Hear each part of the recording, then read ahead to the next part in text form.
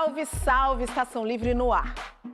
MPB, Música Popular Brasileira. Essa sigla surge entre o final dos anos 60 e o começo dos anos 70 para identificar um tipo de som que surgiu e se consolidou depois da bossa nova e jovem guarda.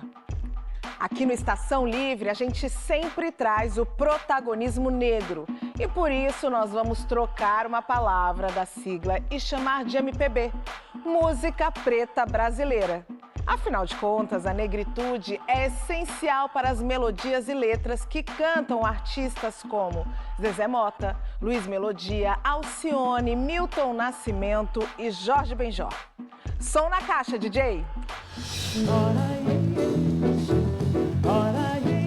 Eu acho muito melhor se fazer o combate ao racismo politicamente do que no confronto. Usar a arte para isso. Um toque de sonhar sozinho. Luiz Melodia era um homem muito persistente, mas acima de tudo um sonhador, que levou o sonho dele muito a sério e trabalhou muito por isso. Hoje nós estamos aqui para fazer um show muito especial para mim. Um show onde eu homenageio os 50 anos de carreira da maior que nós temos. Na canção do vento, não se cansam de voar. Eu me sinto extremamente honrado em fazer esse trabalho em homenagem ao Clube da Esquina. Porque sou fã, porque faz parte da minha identidade como brasileiro. Minha teimosia é uma arma pra te conquistar. O legado de Tábua das Esmeraldas para a música popular brasileira é imenso. Em primeiro lugar, por conta da criatividade que ele apresenta aqui. Ele aí foi fundado no Estatuto para ser dirigido e composto só por pessoas negras. Quem não assumisse que era negro não saiu. E para a gente conversar, então, sobre MPB, eu tenho aqui no estúdio as presenças do jornalista, poeta, músico Rodrigo Carneiro e uma das vozes mais importantes da música brasileira contemporânea, vencedora de um Grammy, senhora Xênia França. Boa noite, Xênia. Boa noite, Rodrigo. Boa noite, boa Sejam noite. bem-vindos. Obrigada. Muito obrigado. Que noite maravilhosa. Já vamos começar bem essa noite com as divindades negras brasileiras, porque eu estou falando da diva Zezé Mota, que vai completar 80 anos, gente, na próxima semana. E aí nós conversamos com ela e também com a pesquisadora Natália Grilo para poder repercutir aí a potência da obra musical dessa grande artista brasileira. Para vir a ser tem que ter axé, que ter axé. Eu acho muito melhor se fazer o combate ao racismo politicamente do que no confronto. Fazer do tipo que eu costumo fazer. Usar a arte para isso.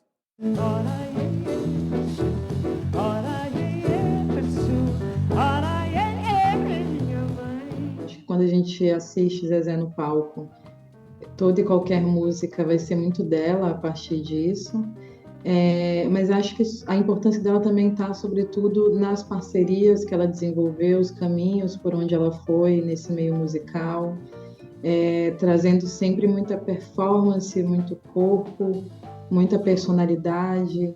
O Quarteto Negro é um projeto de suma importância em solo brasileiro, apesar do pouquíssimo reconhecimento que esse trabalho tem. É um disco que nasce do centenário da abolição, como uma forma de celebração da libertação negra. A figura de Zezé chega depois, né? Então tem até um trecho aqui do texto que acompanha o disco que fala sobre o brilho rasgado da voz sorridente de Zezé Mota. Com essa coisa da ginga, com essa coisa da mandinga que Degas, Correia e Moura já tinham enquanto um trio que improvisavam aí pelas noites.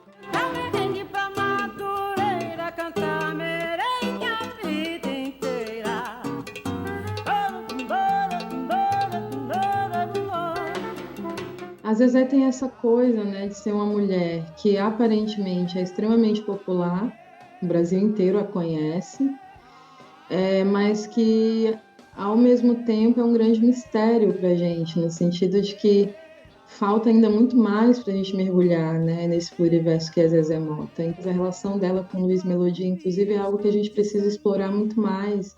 A gente fala dos grandes duetos, né, na música nacional, mas não se fala sobre Luiz Melodia e Zezé Mota. Um dueto brilhante, muito frutífero, né, que gerou aí pra gente um legado incrível, que a gente tem muito que investigar, porque eles trabalharam muito juntos. Ai, que saudades do meu amigo, meu irmãozinho. Eu já me perguntei, mas é uma coisa, é um mistério, é uma sintonia, uma magia, é uma afinidade que é muito difícil para mim te dizer com uma palavra só o que significa a obra do Luiz Melodia para mim. Eu acho, sabe, um gênio. Deixa tudo em forma, é melhor, não sei. Não tem mais perigo, digo já nem sei. Apesar, né, da grande massa, a grande população não ter de fato abraçado todo o seu legado e seu trabalho, as comunidades negras de luta, de militância, acredito que sempre olharam para ela nesse lugar de maestria. E a Zezé também entra nesse lugar de maestria no sentido de nos lembrar do que é importante não esquecer. Por mais que a gente caminhe, que a gente floresça, que a gente se distancie das nossas origens, há sempre um tempo do retorno, da retribuição, da reverência. E acho que Zezé sempre fez isso muito bem. Um sentimento de gratidão ao universo. Está com saúde, com prestígio e com trabalho.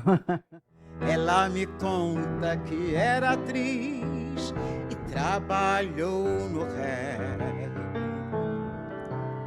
Com alguns homens foi feliz, com outros foi mulher.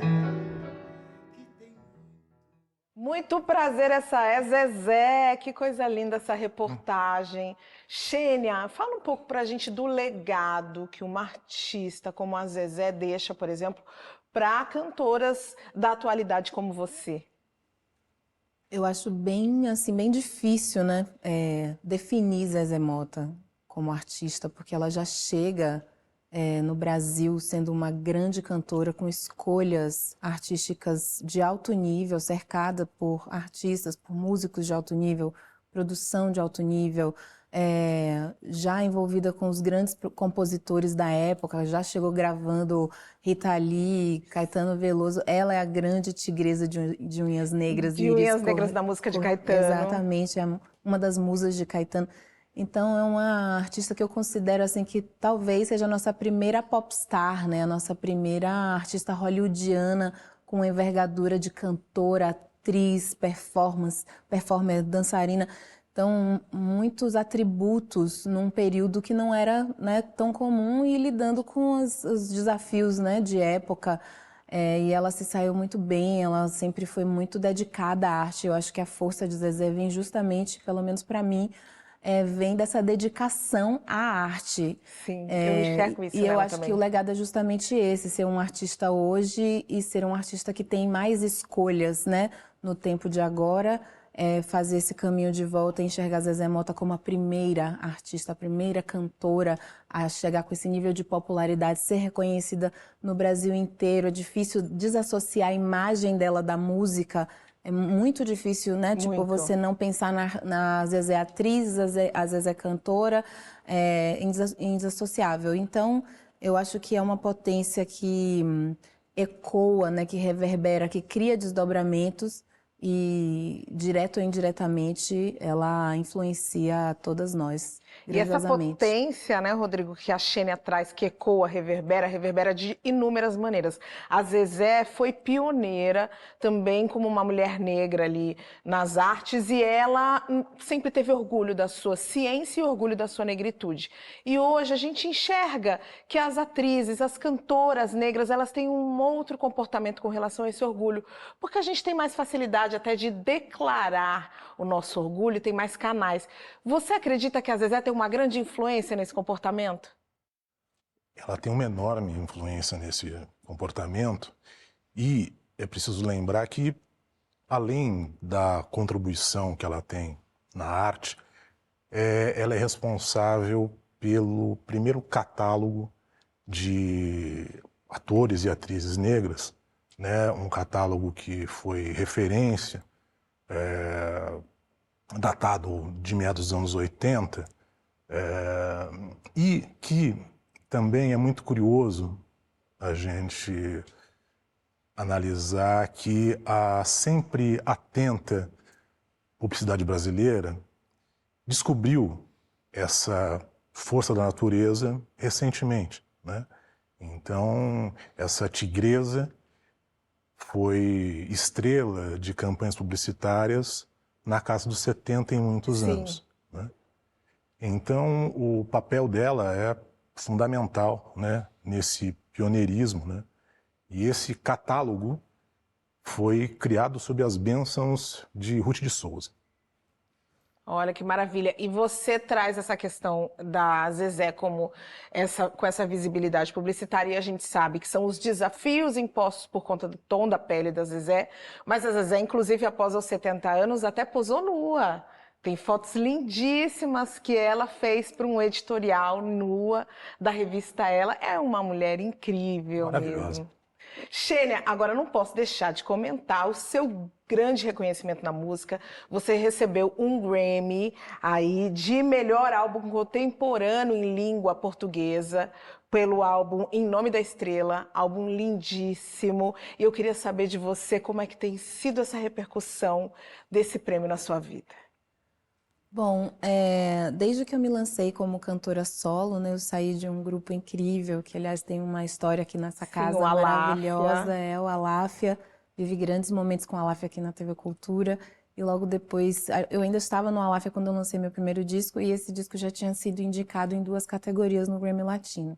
E aí, durante a pandemia, eu produzi o Em Nome da Estrela, e no final, nos meados de 2022, eu lancei ele. No ano passado, ele ganhou esse reconhecimento internacional. Para mim, é uma coisa magnífica, assim, uma coisa que eu não posso dizer que eu não esperava, porque uma vez que um raio cai no lugar, você fica esperando que ele caia de novo. Que caia de novo. É um orgulho que está ligado também ao que a gente está falando sobre a Zezé Mota, de uma história, né, que vem sendo contada, e são muitos desdobramentos, muitas pessoas usam a própria potência, a própria existência para dar significado à própria vida, né? E eu acho que é muito lindo poder fazer isso com a arte, porque eu acho que é uma vocação, né? Tipo, é a minha vocação, é a vocação da Zezé em muitos âmbitos. Ela é uma multiartista, eu sou uma cantora. E realizar 2 feitos com 2 álbuns, né, de estreia praticamente na minha carreira como solista, é um encanto, assim, é um sonho poder viver no meu tempo, expressando a minha forma de viver e receber esse retorno, né, do mundo. Eu amo o mundo, eu quero que ele me ame também, eu quero poder me comunicar com as pessoas, né? Eu quero poder olhar nos olhos das pessoas, eu quero que a vida seja um espelho para mim, né? O que eu dou e eu recebo. Então, e também, por outro lado, e não menos importante, é saber que eu vivo num país muito rico artisticamente. Então, ser uma artista ali dentro de tantos incríveis que fui pensada e escolhida como, nesse momento, como melhor álbum em língua portuguesa, melhor álbum pop em língua portuguesa, é uma responsabilidade e também um grande orgulho para mim como artista brasileira, como artista baiana. Eu me sinto muito feliz. É a celebração do seu talento. Sim. Rodrigo, eu queria voltar um pouco na nossa reportagem ali, para trazer também para a nossa conversa Luiz Melodia, porque a Natália fala muito bem ali do dueto que Zezé e Luiz Melodia fizeram ali há algumas décadas atrás, e de como eles foram fantásticos. E recentemente vai ser lançado o documentário Luiz Melodia no Coração do Brasil. E eu estou sabendo que você já assistiu. O que você achou do documentário?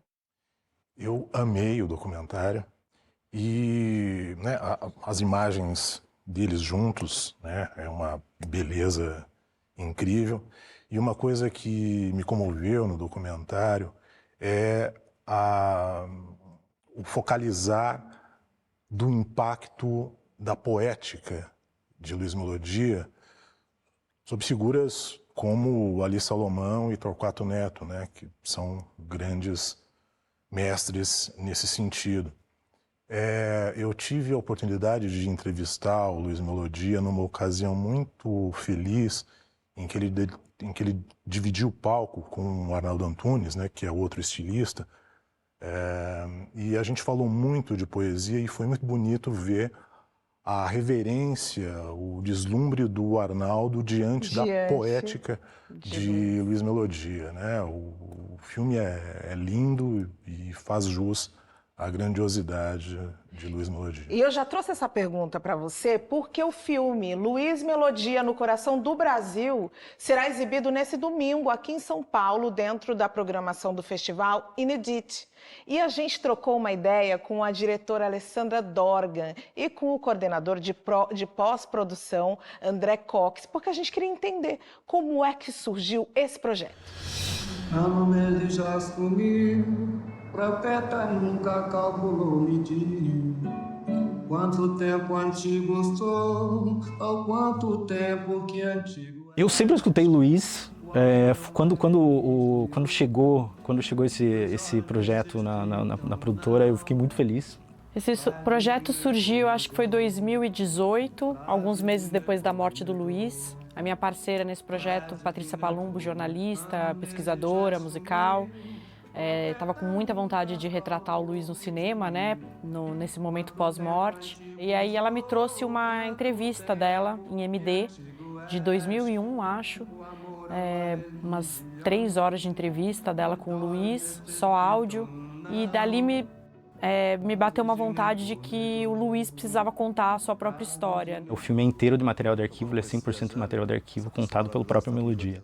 E lá eu já comecei a fazer um outro disco, né? Foi o Mico de Cera, já comecei a bolar, a pensar, arranjadores que eu queria chamar, isso tudo na minha fuga.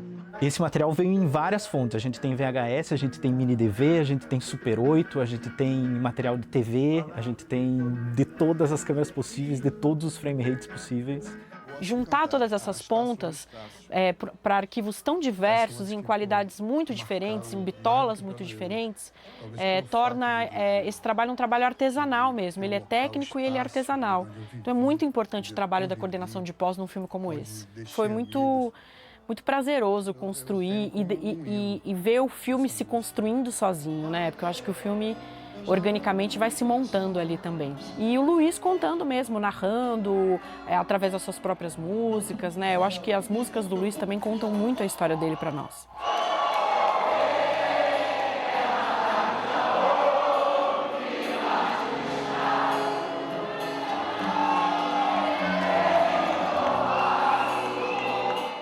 E ele mesmo fala que ele era um cara do morro e o quanto isso é difícil, você descer para a Zona Sul, encarar a fama e tudo isso, mas ele era um cara muito persistente, muito trabalhador, sabia muito bem o que ele queria, muito íntegro com a obra dele. Ele até fala, né, que o preto que veio do morro tem que tocar samba, né? E ele tocava de tudo, ele sabia de tudo, blues, jazz, samba com certeza, né? Mas ele era um artista completo, eu acho que essa é a principal importância dele, ele é muito importante, né, para essa cultura.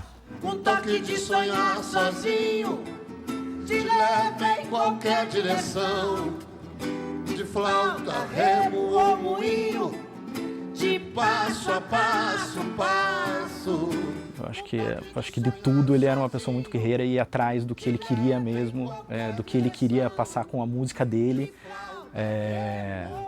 Sempre não perdendo a essência dele, sabe? Luiz Melodia era um homem muito persistente, mas acima de tudo um sonhador, que levou o sonho dele muito a sério e trabalhou muito por isso. E resistiu de todas as formas, para todo o preconceito e resistência que ele encontrou. Ele nunca deixou de acreditar e de persistir no sonho dele, naquele sonho de menino. O que eu quero ser? Eu quero ser um artista, eu quero compor, eu quero cantar. E ele foi muito persistente nesse sonho, assim. Ele acreditou e foi atrás. No coração, a vida é sonho, a vida é sonho, a vida é sonho, a vida é sonho. No coração do Brasil. Salve Luiz Melodia, nossa pérola negra. Chegou a hora do nosso primeiro intervalo. Antes, eu deixo vocês com mais um trecho do dueto inspirado aí entre Zezé Mota e Luiz Melodia, em que eles cantam a música Magrelinha. Vocês merecem. Até já. Mas o sol não adivinha, baby, é magrelinha no coração do Brasil, no coração do Brasil, baby, é magrelinha no coração, no coração.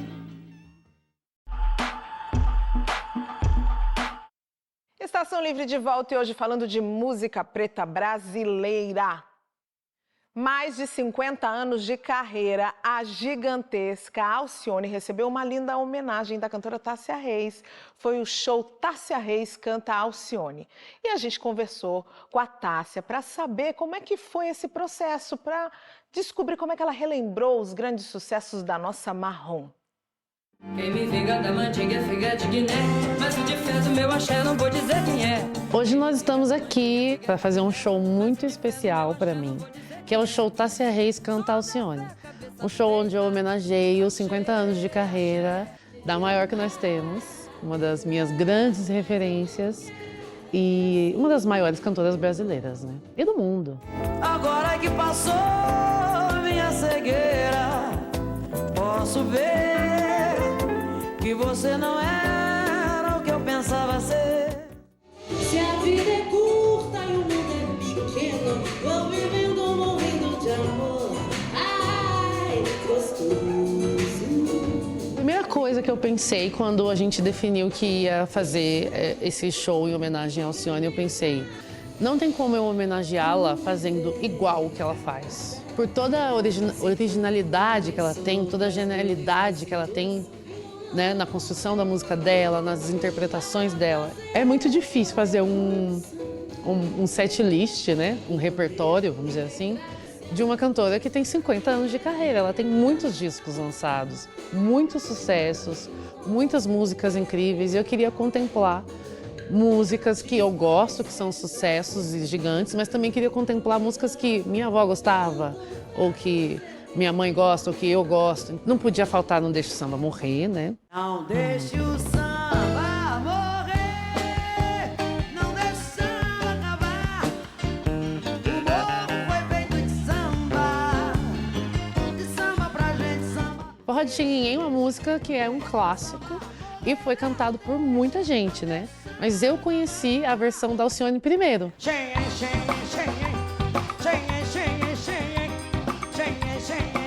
Vou fazer tudo pra ganhar do Xenhen. E aí tem Você Me Vira a Cabeça, A Loba, né? Que são grandes hits, assim, desses últimos discos lançados por ela. Mas tem que me prender, tem que seduzir, só pra me deixar. Devido ao nosso histórico com artistas pretas, né? Artistas pretos no geral, eu acho que a gente precisa muito valorizar o que a gente tem enquanto Brasil, enquanto música, enquanto arte. Sou mulher de te deixar, se você me trair, e arranjar um novo amor só pra me distrair. Eu fico pensando que essas divas, né, da nossa música, elas precisam não só ser lembradas, mas ser celebradas, porque a contribuição delas para a música brasileira é gigante, sabe? E não à toa, nos últimos 2 anos, a Alcione está em todos os lugares, em muitos festivais, recebendo homenagens de vários lugares diferentes, enfim. E eu fico muito feliz de que ela esteja recebendo tudo isso agora.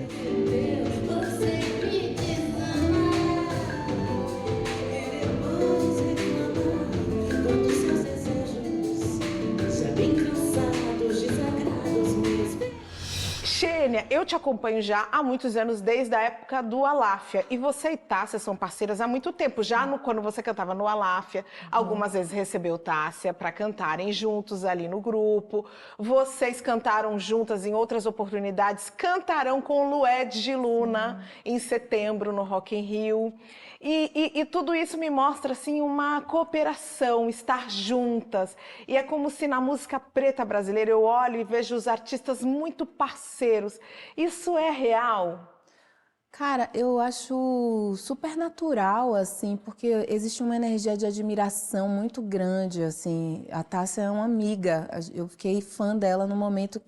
Eu me lembro que eu ouvi meu rap jazz a primeira vez e falei, nossa, sabe assim, eu fiquei muito impressionada. Então, sempre fui muito fã dela. Eu acho que esse momento que a gente está vivendo, de poder ver tantas artistas no seu elemento, né, colocando essa expressão no tempo de agora, e a gente poder se visitar, se admirar, eu acho super natural, assim. A gente estava vendo a outro bloco sobre o Luiz Melodia, agora falando sobre a Alcione, falando sobre essa originalidade, né? Sobre essa coisa única que cada artista carrega. Eu consigo enxergar nas meninas, assim, cada uma é muito específica na sua maneira de conduzir a sua arte, assim. Aí quando a gente se junta é pra gente se divertir, é pra gente celebrar, poder ser sabe, a herança, tipo, sabe, o investimento de tanto tempo, assim, sabe? Nós a gente se inspira, herança, obviamente, né? Posso dizer por mim que todos esses artistas que estão sendo homenageados hoje fazem parte da minha narrativa artística, e poder ser um artista hoje, saber que sou desdobramento do desdobramento do desdobramento disso, e poder estar num momento onde eu olho para todos os lados e vejo artistas tão poderosos como Tássia, como Lued, como Lineker e tantas outras, é o máximo. Eu quero continuar trazendo para vocês muitos tributos, então agora a gente vai falar de um outro, que é o disco Clube da Esquina, Milton Nascimento, gente, Lô Borges, festejado como um dos mais importantes da MPB. E recentemente esse álbum apareceu em 9º lugar da música mundial na lista da revista estadunidense Paste Magazine. E o pianista Amaro Freitas e o cantor Zé Manuel somaram os esforços para reverenciar esse repertório. Para isso, eles contaram com a participação luxuosa da rainha, inclusive rainha desse programa, Alaide Costa, que cantou em uma das faixas de Clube da Esquina. Na canção do vento não se cansam de voar. Eu me sinto extremamente honrado em fazer esse trabalho em homenagem ao Clube da Esquina. Porque sou fã, porque faz parte da minha identidade como brasileiro. Eu escuto esse disco em vários momentos da minha vida, para dormir, quando eu estou triste, quando eu estou feliz. Interpretar um dos maiores intérpretes, um dos maiores cantores do mundo, primeiro para mim me deu um grande medo, assim, me deu muito medo. Sem um segredo, você tem medo. O mundo inteiro reconhece Milton, a genialidade dele, né? A força da natureza, quando a gente pensa Milton Nascimento, né? Uma referência encarnada de uma identidade brasileira. Milton faz músicas que têm harmonias que diferem muito do que a gente escuta, por exemplo, na bossa nova, ou do que a gente escuta na música nordestina. É uma coisa que é dele, assim, né? Eu já estou com o pé nessa estrada, qualquer dia a gente se vê. Sei que nada será como antes amanhã. Eu nunca iria, nem pensaria em cantar como Milton Nascimento, obviamente. Mas trazer esse repertório para o meu universo, com o meu talento e com as minhas limitações, foi também um grande aprendizado para mim, né? Tudo que você consegue ser.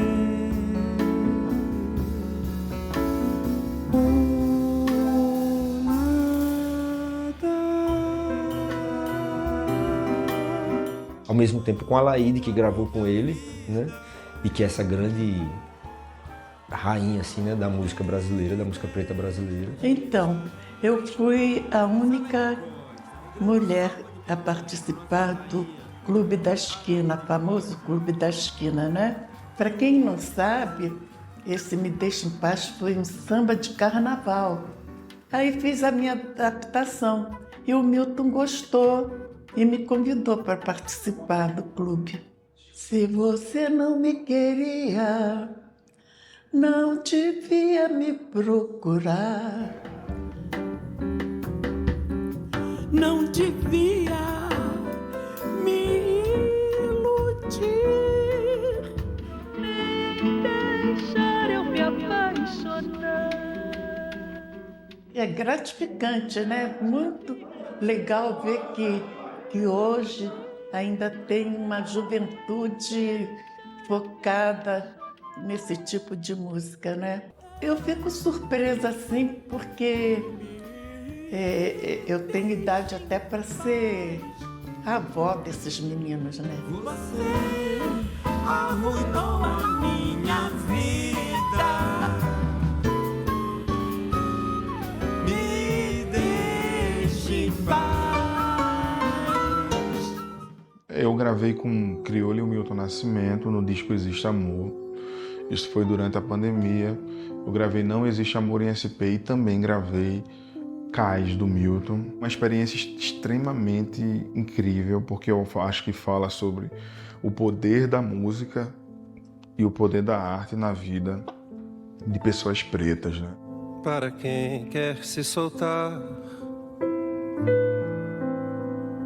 invento cais, invento mais que a solidão me dá. Invento lua nova a clarear. Quando eu fiz os arranjos, eu queria estar ali mantendo a estrutura da música do clube. Eu não queria tirar a alma da música. Não pensando só a partir do piano dele, né? Pensando a partir da minha voz também, a partir do que eu vou entregar ali, né? Como intérprete. Então, estou aproveitando o máximo, estou crescendo, estou me fortalecendo, estou absorvendo tudo que eu posso desse projeto. Tudo que você consegue ser.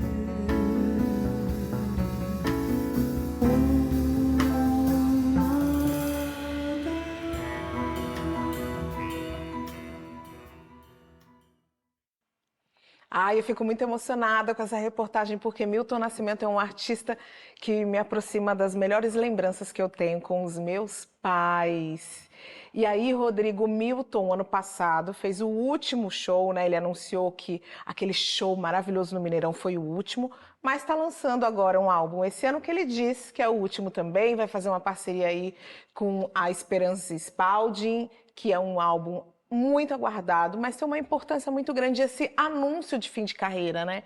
E ainda mais porque Milton também faz parte aí de uma década de vários artistas da música popular e da música preta brasileira que a gente está citando aqui hoje, que também estão ali na mesma faixa de idade, que estão muito próximos desse fim. O que representa para a gente esse fim aí de carreira?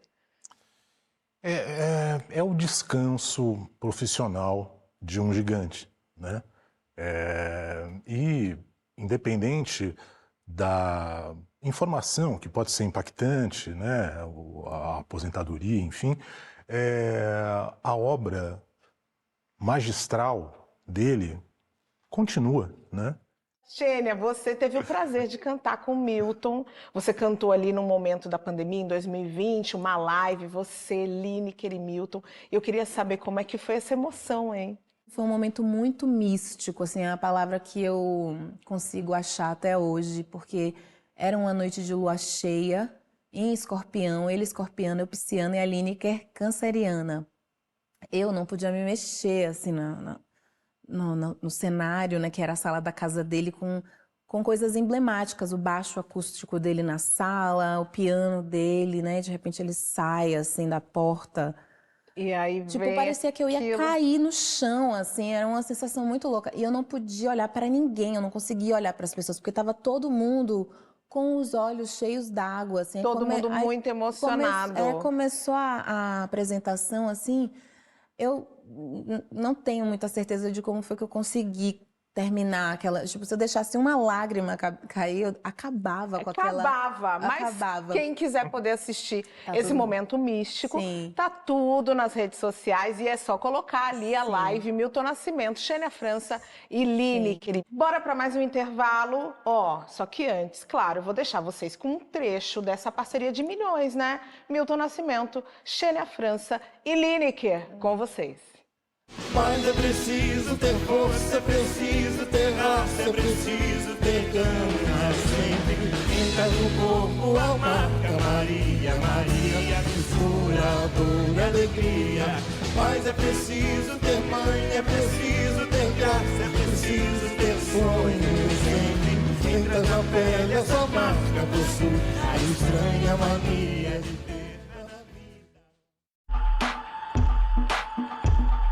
Estação Livre de volta, hoje estamos falando de música preta brasileira e eu recebo aqui Xênia França e Rodrigo Carneiro. Em 2024, o álbum A Tábua de Esmeralda completa 50 anos e é considerado por muitos, inclusive eu, o melhor álbum de Jorge Benjor. Esse disco introduz a alquimia ao repertório do artista carioca em combinação com letras que versam sobre negritude e sobre suas musas inspiradoras. A gente conversou com o pesquisador Davidson Faustino para entender melhor por que esse trabalho é tão potente. Já não sou o que foram os meus irmãos, pois eu nasci no ventre livre. Esse livro, né, Balança Fiado, eu escrevi com o Alan da Rosa, que é meu grande irmão e um dos maiores pesquisadores da cultura negra no Brasil. O jeito que o Jorge Ben constrói a sua composição traz em si elementos políticos muito interessantes para a gente pensar. De certa forma, né, a gente entendeu o Jorge Ben como um intérprete do Brasil, não só no sentido artístico da palavra, mas até sociológico. Assim, é possível recontar a história do Brasil a partir da obra de Jorge Ben, a partir das provocações que ele traz. Ele reafirma esse lugar da presença negra na produção cultural brasileira, né? E ao fazer isso, ele retoma elementos que eram vistos como inferiores ou até como rústicos, né? Como o próprio maracatu, que ele nomeia lá no Mais Que Nada. Esse samba que é misto de maracatu, é samba de preto velho, samba de preto tu. Mas ele também vai colocar em diálogo outras expressões negras estadunidenses, como o jazz, como o soul, como o blues. Esse algo singular é a expressão mais genuína de uma musicalidade afro-brasileira. Minha teimosia é uma arma pra te conquistar. Eu vou vencer pelo cansaço até você gostar de mim. O legado de Tábua das Esmeraldas para a música popular brasileira é imenso. Em primeiro lugar, por conta da criatividade que ele apresenta aqui. A gente estava ainda na ditadura, década de 70, e ele vai trazer elementos que estão em diálogo com o contexto de subversão. Aliás, um dos elementos que está presente na Tábua das Esmeraldas é a ideia da transformação, né? Na linguagem dos alquimistas, que é um dos temas que aparece muito, da transmutação.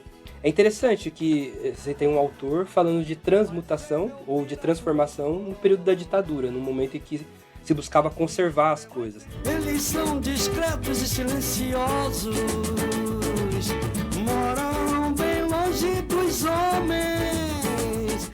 Então, quando o Jorge Ben canta Alquimia, ele também nos abre a possibilidade de recontar a história da humanidade, ou pelo menos a história da modernidade. Isso é muito curioso, porque ele vai cantar Hermes Trismegistus, que na verdade, né, é uma figura mítica, mas que é egípcio, né? E o Egito está na África, e isso conecta a África com a história antiga de uma forma que é muito curioso ele estar atento a isso lá na década de 70, né? Hermes Trismegisto escreveu com uma ponta de diamante em uma lâmina de esmeralda. Esse meu novo disco, que tem por título A Tábua de Esmeralda, e foi onde começou toda a alquimia. E eu faço nele uma alquimia musical.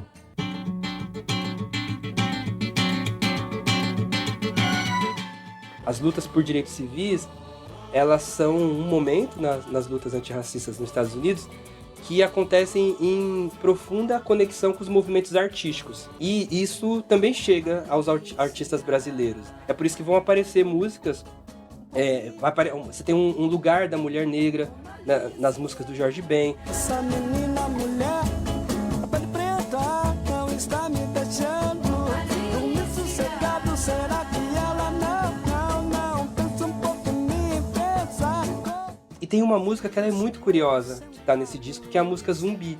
Porque a gente tá em plena ditadura e o Jorge Ben se pergunta o que vai acontecer quando o zumbi chegar. O zumbi é uma referência que aponta para uma ruptura com a ordem social e não com a integração. Então a gente pode dizer que, dentro do possível, o Jorge Ben estava fazendo política ali, e política bem radical, inclusive. Eu quero ver quando o zumbi chegar. O que vai acontecer? Salve, Jorge! Eu sou muito fã e esse disco, A Tábua das Esmeraldas, é sensacional. Eu lembro até hoje o momento em que me apresentaram e parece que me revelaram o mundo da música preta brasileira ali. Rodrigo, agora eu quero saber de você. Eu achei bem curioso, na reportagem, né, o nosso entrevistado, ele fala que o Jorge estava ali fazendo uma política bem radical no momento da ditadura, quando ele traz Zumbi. Como é que você encara essa fala? É uma fala acertadíssima, porque em Zumbi, Jorge está fazendo um chamamento à luta e está fazendo um aviso em tom de ameaça aos racistas, né? E é preciso lembrar que essa canção é emitida por alguém de ascendência etíope, né? E o que também amplifica a mensagem é a presença do Golden Boys como vocalistas de apoio, né? Então, essa música em especial é fortíssima, revolucionária, Pantera Negra. Pantera Negra. Xênia, e que herança você recebe aí de Jorge Benjor? A gente estava falando das heranças, né? Caramba, esse disco, ele realmente é um dos discos que mudou a minha vida, assim como o Clube da Esquina. Mas esse especificamente, ele deu sentido à minha experiência enquanto uma pessoa que não se identificava muito ali na adolescência com a terra e tal. Ele me... Tipo, como essa pessoa, na década de 70, teve acesso a essas informações, porque foi o Jorge Benjor que me apresentou a alquimia, as primeiras palavras sobre alquimia, do que ele está falando. E quando o entrevistado na matéria fala sobre, né, tipo, a subversão, eu acho que a subversão do Jorge é justamente, tipo, naquele contexto, acho que as pessoas nem entenderam o que ele estava falando, entende? Tipo, era tão fora do contexto atual, né? Tão fora do quadrado que acabou passando. Um amigo meu, historiador, diz que esse não, na época, não é um dos discos mais populares do Jorge, porque ele já era um popstar. Uhum. Então, diante das coisas que ele já tinha lançado, esse não foi o disco que pegou, é um disco muito mais artístico, mais cuidadoso, cheio de arranjos e tal, o Homem da Gravata Florida. Você fica ouvindo essa música, ela é praticamente humana, você fica tentando imaginar quem é esse homem. Ele tem, pra mim, né, ele parece uma personificação de Exu, um cara que anda e vai encantando as pessoas, assim. Exatamente. Pelo fato de ser ele e na quem época, ele inclusive, a gravadora não queria lançar esse disco porque ele trazia essa música e era um disco voltado para a alquimia. Exato. Então, eu acho que o meu disco Em Nome da Estrela, que faz uma elucubração sobre tudo que está em cima, como está embaixo, que fica analisando, né, tipo, a existência através dessa viagem cósmica dos materiais que vieram por aí e colapsaram na nossa existência, no ouro da pele noir, né? Eu tenho quase certeza que esse é um dos discos que mais influenciaram a minha vida, no sentido de poder ver a realidade de uma outra forma, enxergar além do que a gente está vendo, e eu acho que Jorge Ben foi Nossa, um dos que herança maravilhosa, né? Porque impactou diretamente num Grammy. Olha que coisa linda. E para você, Rodrigo, como é que é? Como é que foi esse disco aí na sua vida? Em que momento você estava quando você o descobriu? Eu descobri Tábua de Esmeralda no início dos anos 1990 e é tema de culto desde então. É um disco livre, é um disco experimental, psicodélico, e ele mesmo diz que é um dos discos prediletos dele, porque a alquimia é um assunto que o interessou desde criança, né? E um ano antes da feitura do disco, ele estava, né, nas inúmeras turnês internacionais que ele fez, ele estava na França, frequentando castelos, dialogando com alquimistas modernos. É um disco resultado de uma pesquisa de campo e uma afeição, né, que vinha desde a infância, né? E tem muitas camadas, né? É um disco incrível. E eu quero trazer para vocês mais uma pessoa que também é muito fã desse álbum, tá? Que é o KLJ, DJ dos Racionais MCs e compositor da trilha de abertura, inclusive, do nosso programa Estação Livre, tá? E o KLJ, nosso amigo, mandou um depoimento pra gente sobre esse disco. Você ouve agora um trecho desse depoimento e confere na íntegra na nossa novíssima conta no Instagram. Sim, nós temos agora Instagram, programa Estação Livre. Aproveita enquanto você assiste aí esse trechinho do KLJ, vai lá nas redes sociais, clica lá, segue, compartilha, manda para quem você sabe que não pode deixar de assistir o nosso programa. Eu vou para o meu último intervalo e volto já já. Para começar, o Tábua de Esmeralda é muito mais reconhecido, ouvido hoje do que quando ele saiu. O próprio Jorge Ben fala que ninguém tinha falado sobre seres herméticos, sobre herança cósmica. Esse é um disco, para mim, no contexto, assim, um dos melhores do Brasil. E é isso, Jorge Ben, a Tábua de Esmeralda. Assinado pelo homem. Tá meio remendado aqui, mas aqui, ó.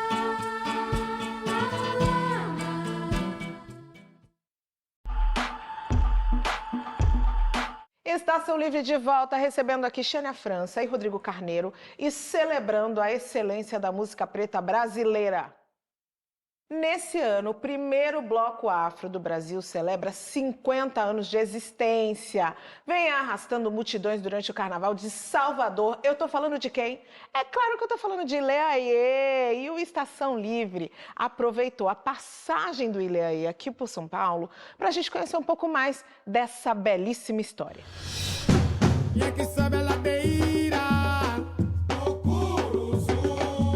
Estou aqui no Camarim das Deusas aqui. As negras mal assombradas do Ileaê. Mas o Ileaê parece, né? O vovô como todo poderoso, mas isso é só história que lá funciona o matriarcado, né? 60% são mulheres, né? E eu tenho que obedecer. Começou em 74, lá no Curuzu, que a gente ia pra praia todo domingo. E na volta, ficava no largo do Curuzu conversando. Depois começou a ideia de fazer um bloco só de negão. Inauguramos o bloco, né? Oficialmente, dia 1º de novembro. As cores que você trouxe. Carnaval, botamos o bloco na rua com a média de 100 pessoas. Porque o Ileaê foi fundado do Estatuto para ser dirigido e composto só por pessoas negras. Quem não assumisse que era negro não saiu.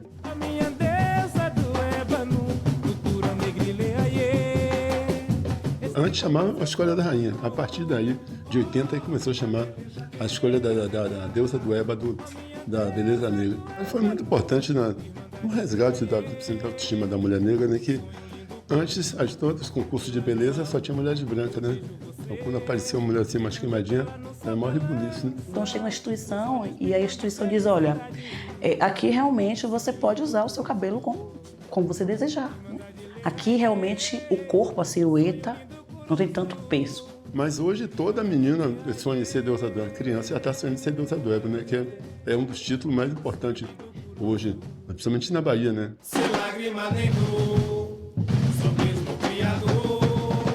O Alvo sempre teve essa relação com a cultura e com a religião. O Ileaê oficialmente nasceu dentro do terreiro do Candomblé, do Ileaxé de Tolu. Então, O Ilê é o bloco que sai mais mulheres e sai mais gente de santo, de terreiro de candomblé. Nós oficialmente fazemos um ritual na saída do Ilê. Aí que o pessoal tem que ficar com medo, né, que não sei o quê. Mas hoje vira um espetáculo à parte. É muito bonito também, muito emocionante, mas que segue abrindo caminho para a gente fazer o carnaval bonito, em paz, e com muita alegria.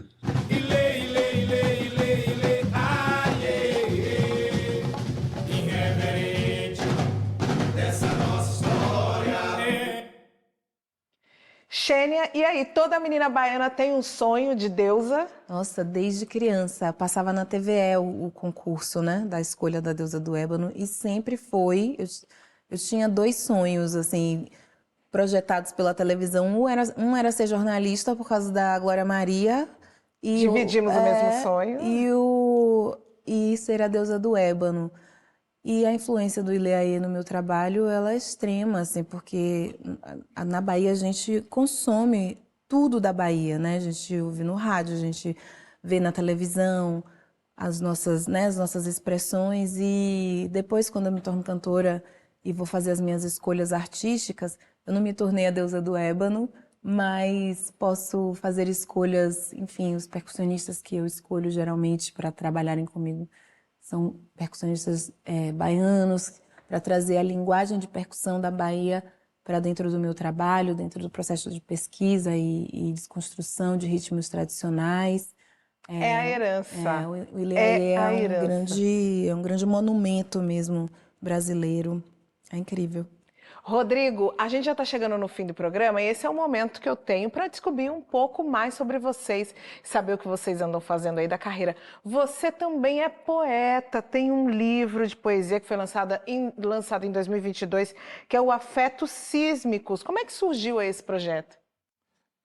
Afetos Sísmicos. Afetos Sísmicos surge de 3 aspectos, né? 3 pontos. O primeiro é o tempo. O tempo, como observa o Paulo Scott no prefácio, como algo que eu acompanho com a capacidade de ser a própria linguagem tempo. O segundo aspecto é o amor, né? O amor em toda a sua potência sendo atravessado pela constante tragédia brasileira essa amplificada pela ascensão da extrema-direita. E o terceiro aspecto é a música. A música e o papel preponderante que ela tem na minha vida.